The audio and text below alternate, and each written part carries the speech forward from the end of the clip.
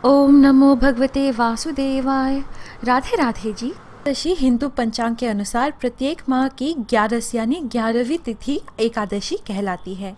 एकादशी व्रत एक बेहद शुभ दिन का व्रत है जो कि भगवान विष्णु को समर्पित है। ज्येष्ठ माह के कृष्ण और शुक्ल पक्ष की एकादशियां तो बहुत ही खास मानी जाती है।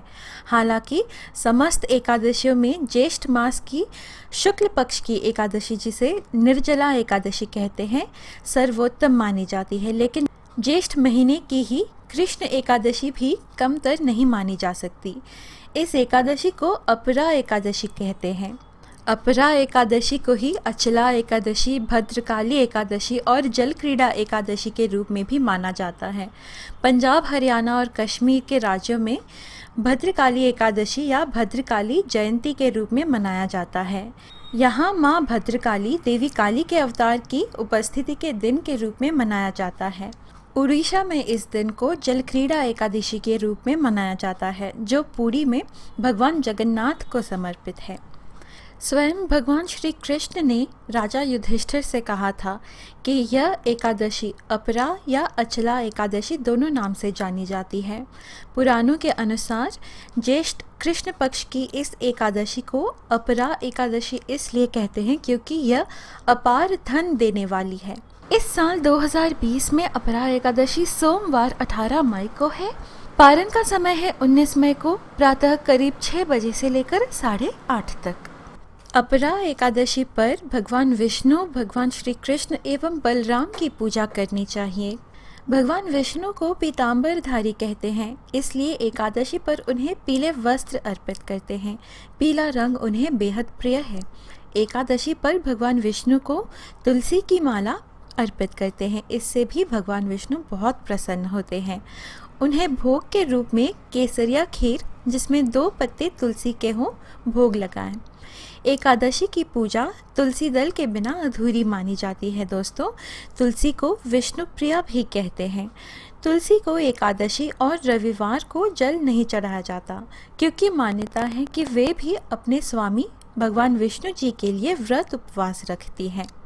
रविवार को वैसे सूर्यदेव का व्रत रखा जाता है, लेकिन सूर्यदेव का कारक स्वयं भगवान विष्णु जी हैं, इसलिए तुलसी जी को रविवार को भी जल नहीं चढ़ाया जाता। एकादशी के शाम को एक साफ दीपक लें, उस पर हल्दी और कुमकुम का तिलक लगाएं, फिर उसमें शुद्ध देसी घी भरकर पीले रुई की पाती का दीपक जलाएं। उसके पहले दिन की शाम यानी कि दशमी के शाम से ही शुरू करते हैं। दशमी वाले दिन मांस, प्याज तथा मसूर की दाल आदि सेवन कदापि नहीं करें। एकादशी पूरे दिन की फास्ट होती है। पूरी फास्टिंग नहीं कर पाने से सिर्फ पानी पी सकते हैं या फल जैसे कि अंगूर, केले, बादाम, पिस्ता खा सकते हैं। हरी सब्जियां नहीं लेना चाहिए या सूर्यास्त से पहले दिन में एक बार भोजन करें, लेकिन अन्न और धान्य बिल्कुल ना खाएं। अब जानते हैं एकादशी पर व्रत पूजा कैसे करें।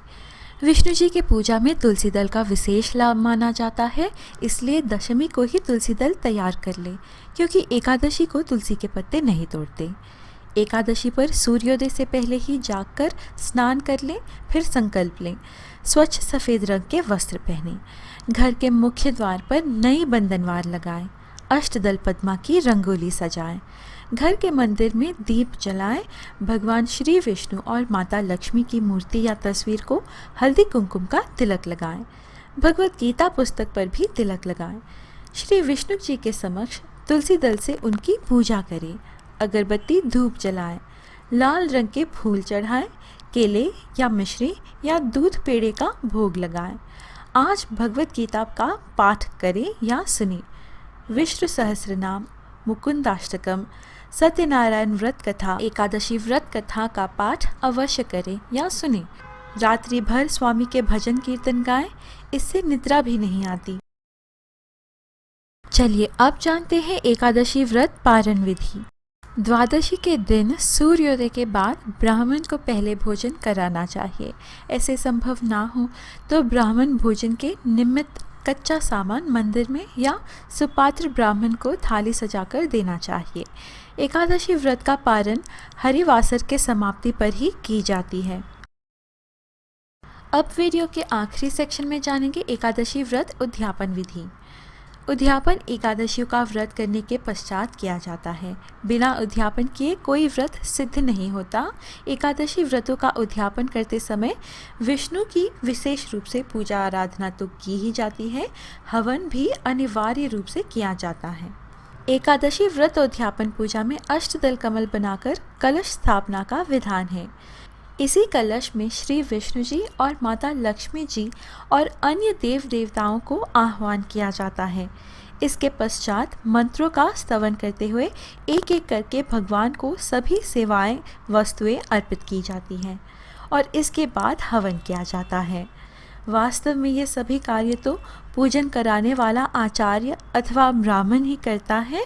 आप तो भक्तिपूर्वक पंडित जी द्वारा बतलाए जाने वाले क्रियाएं ही करेंगे।